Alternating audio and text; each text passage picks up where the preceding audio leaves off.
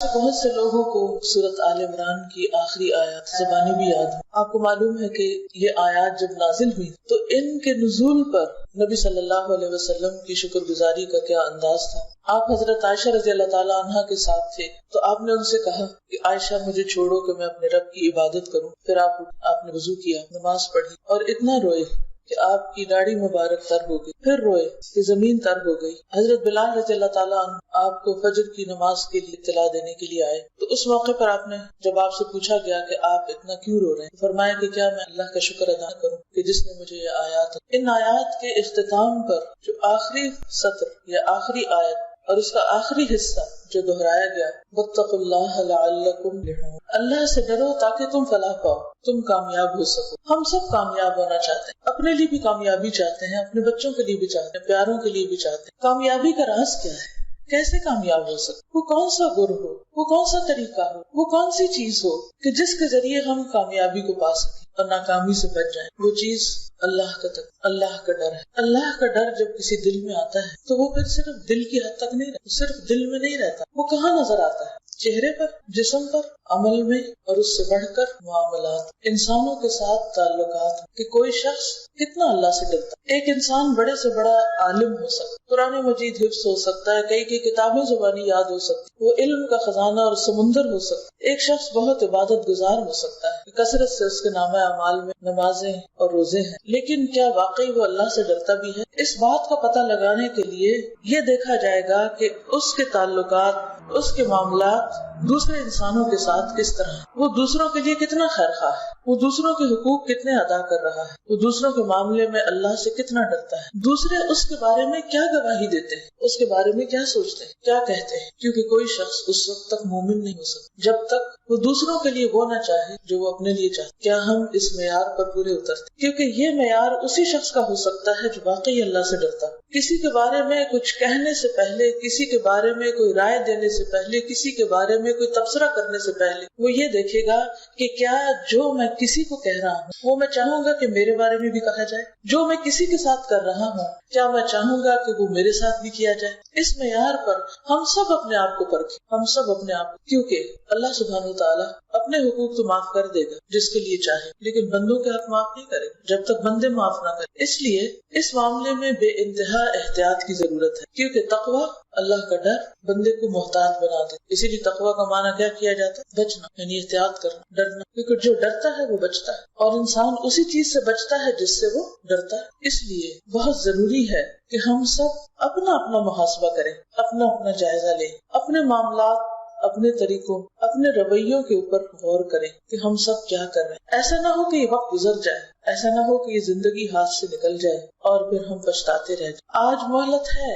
کہ ہم اپنی کی ہوئی غلطیوں پر پچھتا لیں، رو لیں، توبہ کر لیں، اپنی اصلاح کر لیں، لیکن کل یہ وقت نہیں، یہ موقع نہیں ہو. اگر میں واقعی کامیاب ہونا چاہتی ہوں تو پھر مجھے اپنے رویوں اور اپنے معاملات اور لوگوں کے ساتھ اپنے تعلقات کی نوعیت پر غور کرنا. اگر کوئی شخص اس میں کامیاب ہو جائے تو حقیقت میں وہ کامیاب ہو جاتا ہے، کیونکہ دنیا میں بھی وہ امن و چین سے رہتا ہے اور آخرت بھی اس کی پھر پرسکون ہو سکتی. آپ کے دل میں سب سے بڑھ کر ندامت کب ہوتی، شرمندگی کب ہوتی، بے چینی اور اضطراب کب ہوتا ہے، تکلیف کب ہوتی ہے؟ دو میں سے ایک وجوہات، یا جب آپ کسی کو دکھ دیں یا جب کوئی آپ کو دکھ دے. آپ کا چین اور سکون کب لٹتا ہے؟ کہ جب کوئی آپ کو گالی دے، کوئی آپ پر جھوٹا الزام لگائے، کوئی آپ کو تانا دے، کوئی آپ کی عیب جوئی کرے، کوئی آپ کے بارے میں تجسس کرے، کوئی آپ سے بدگمانی رکھے، کوئی آپ کی غیبت کرے اور آپ کو پتہ چل جائے کہ میرے ساتھ یہ کیا جا رہا ہے. تو یہ ہو نہیں سکتا کہ آپ ڈسٹرب ہوئے بغیر رہیں. آپ کے اندر بے چینی کی ایک لہر دوڑ جاتی کہ لوگ مجھے مس انڈرسٹینڈ کیوں کرتے ہیں، میرے بارے میں ایسا کیوں سوچتے ہیں،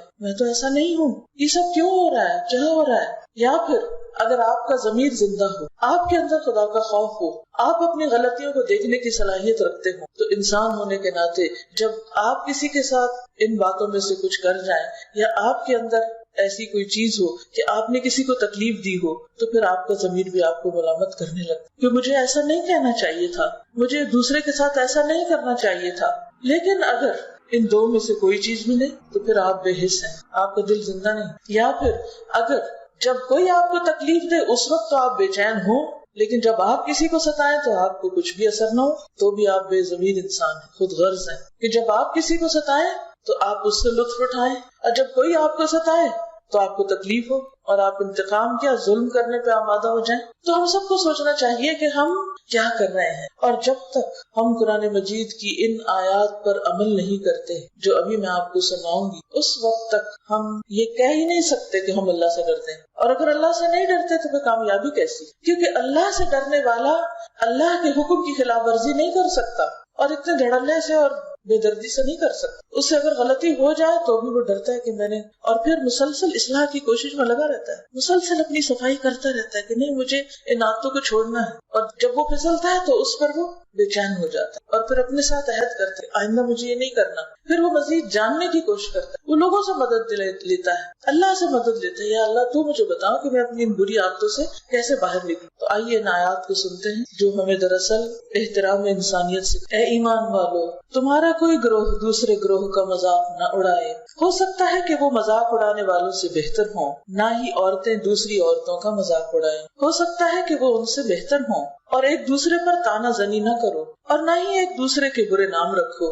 ایمان لانے کے بعد فسق میں نام پیدا کرنا بہت بری بات ہے، اور جو لوگ ان باتوں سے باز نہ آئیں وہ ظالم ہیں. اے ایمان والو، بہت گمان کرنے سے پرہیز کرو، کیونکہ بعض گمان گناہ ہوتے ہیں. اور تجسس نہ کرو، نہ ہی تم میں سے کوئی کسی دوسرے کی غیبت کرے. کیا تم میں سے کوئی یہ پسند کرتا ہے کہ اپنے مردہ بھائی کا گوشت کھائے؟ تم تو خود اس کام کو ناپسند کرتے ہو، یعنی اپنے لیے ناپسند کرتے ہو. اور اللہ سے ڈرتے رہو، اللہ ہر وقت توبہ قبول کرنے والا، رحم کرنے والا. یہ آیات آپ نے اس سے پہلے کئی بار سنی اور سنائی بھی ہوں، لیکن بات صرف جان لینے کی نہیں ہے، صرف سن لینے کی نہیں ہے، صرف دوسروں کو سنا دینے کی نہیں ہے، صرف ایز اے ریفرنس کوٹ کرنے کی نہیں ہے.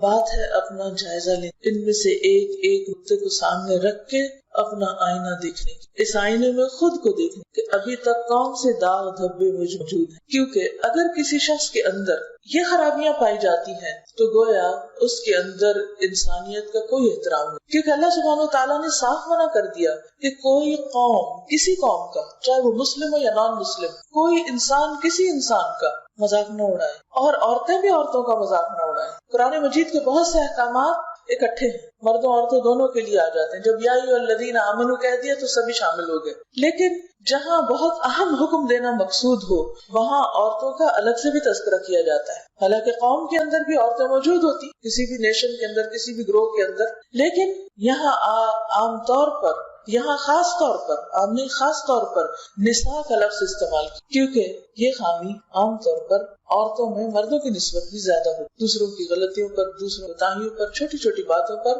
ہنسی اڑانا، مذاق کرنا، اس کی تحقیر کرنا، اس سے بچا کیسے جاتا